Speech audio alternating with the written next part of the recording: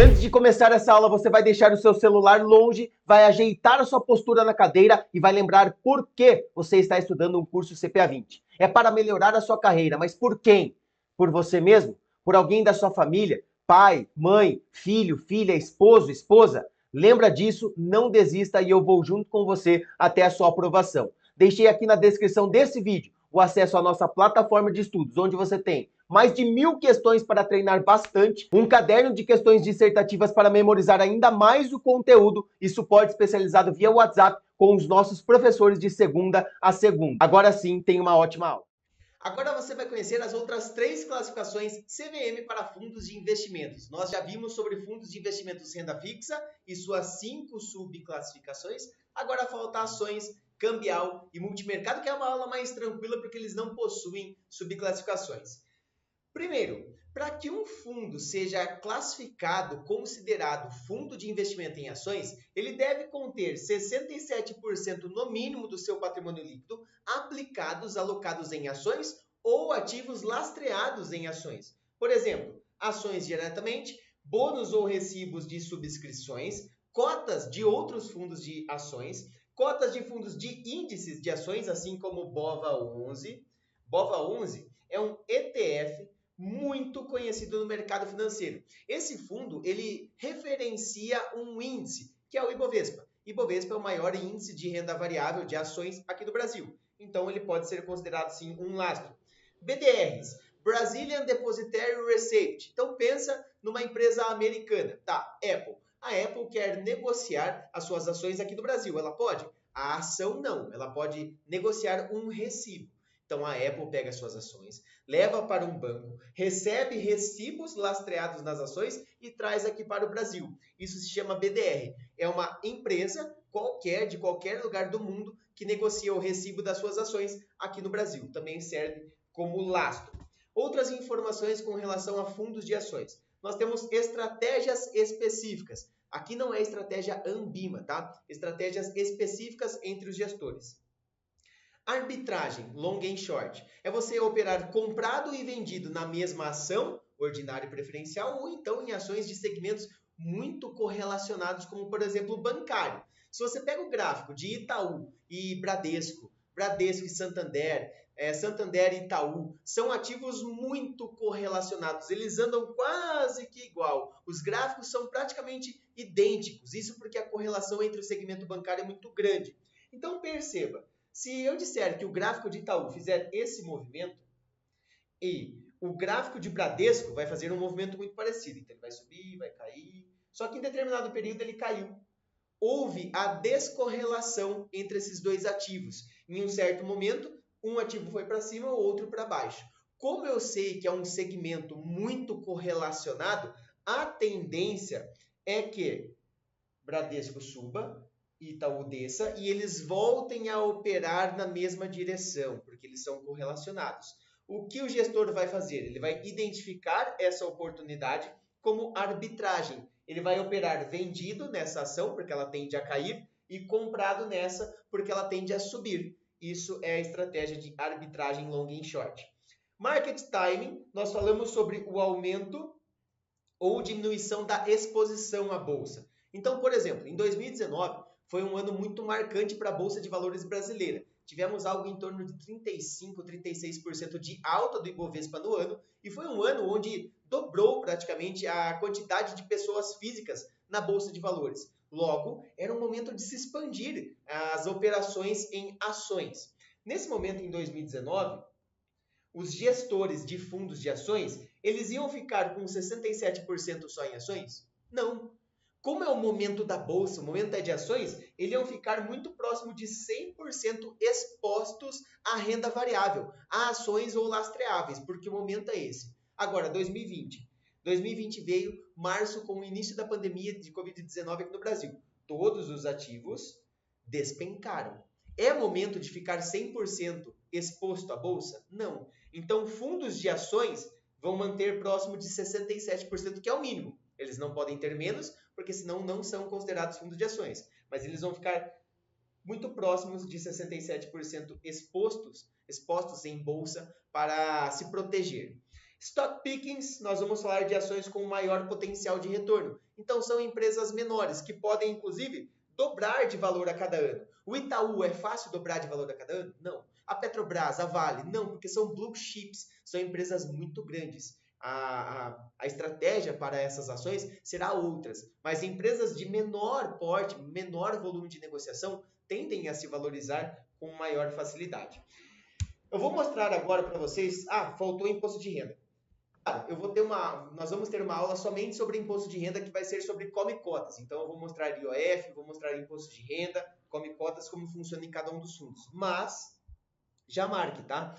Imposto de renda em ações sempre será fixo em 15% no resgate.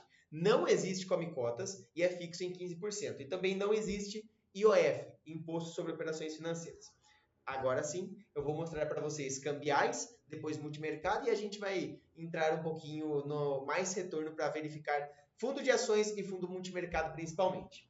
Fundos cambiais, para ser considerado, para ter essa nomenclatura, deve, no mínimo, aplicar 80% do patrimônio líquido em ativos onde o risco seja o câmbio, a negociação entre duas moedas, seja qual for elas. A PTAX, que é a taxa de câmbio oficial do Brasil, serve como referência, e os ativos devem ser diretamente ou sintetizados via derivativos ao fator de risco cambial. Derivativos, opções, mercado futuro, mercado a termo e swap.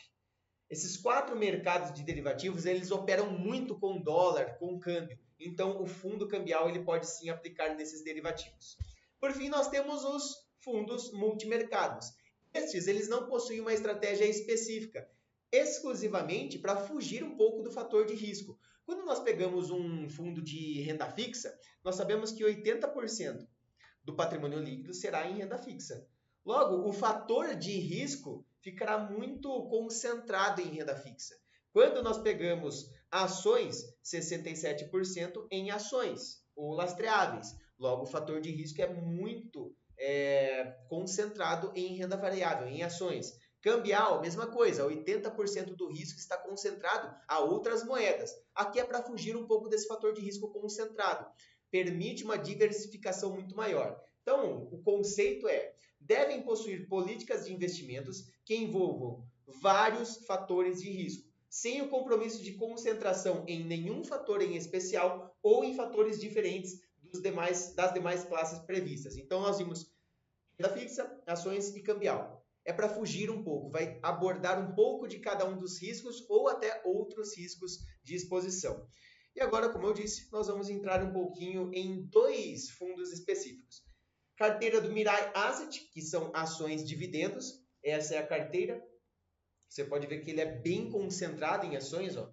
96% em ações. E aqui é uma diversificação muito boa, ó. Petrobras, Vale, Suzano, Itaú, Banco Bradesco, Oi, Tupi, Qual, CCR, Pão de Açúcar, Cogna, claro, estou falando as que eu conheço aqui. Se você não sabe qualquer uma delas, é só pegar o ticker e colar aqui no Google, você acha facinho. O interessante é você verificar e me confrontar aqui, tá? Eu quero que você pense o seguinte. Lá na aula de limites por emissora, eu falei que sociedade anônima não financeira de capital aberto, o limite era 10%. Por que Petrobras possui 13% de aplicação total do patrimônio líquido do fundo aqui, mais do que 10%? Porque naquela parte eu estava falando de limite por emissor.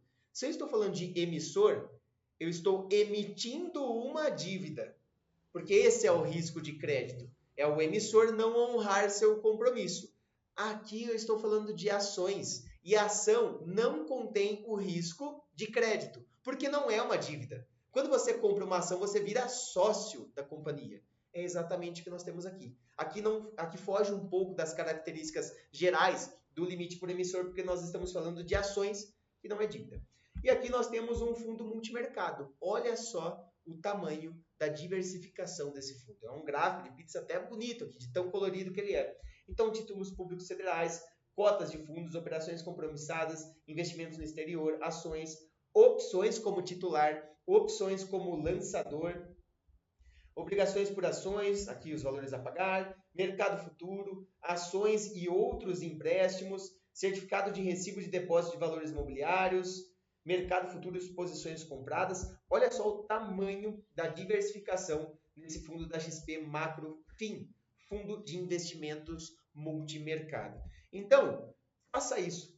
Pega aqui outros fundos de investimento multimercado, de ações, cambial. O de ações é muito legal você ver as diferentes estratégias Ambima. Eu mostrei aqui para vocês dividendos, né? Olha só, uma carteira do Mirai Asset, que é uma gestora muito conhecida, um asset muito conhecido, com estratégia em dividendos. Então, eles vão aplicar em ações que trazem bons dividendos, certo? Diferentemente de uma estratégia small cap. Então, pesquisa aí. Entra no Mais Retorno e procura por small caps. Você vai ver o quão diferente são as ações desses fundos, porque são empresas de menor porte que tendem a se valorizar com maior facilidade, assim como nós falamos no caso de market time, stock pickings, aumento ações com maior potencial de retorno. Aguardo você na próxima aula. Eu sei que às vezes acaba a aula e bate aquele cansaço, porque você vê muito conteúdo e se vê distante ainda de entender todo o conteúdo do edital, de estar 100% preparada para a prova. Eu sei que isso é normal, mas eu tô aqui para lembrar você que é possível e você vai conseguir, você vai chegar até o final. Eu tô junto com você nessa jornada rumo à sua aprovação. Eu deixei separado no link da descrição desse vídeo o acesso à nossa plataforma de estudos, caso você queira mais questões para se sentir confiante com a linguagem da prova, um caderno de questões dissertativas para que você possa memorizar mais o conteúdo e, claro, um suporte especializado por WhatsApp com professores para você tirar qualquer dúvida. Eu não quero que você chegue no dia da prova com dúvidas, com medo e se sentindo sozinho. Estou junto com você nessa e aguardo você aprovado.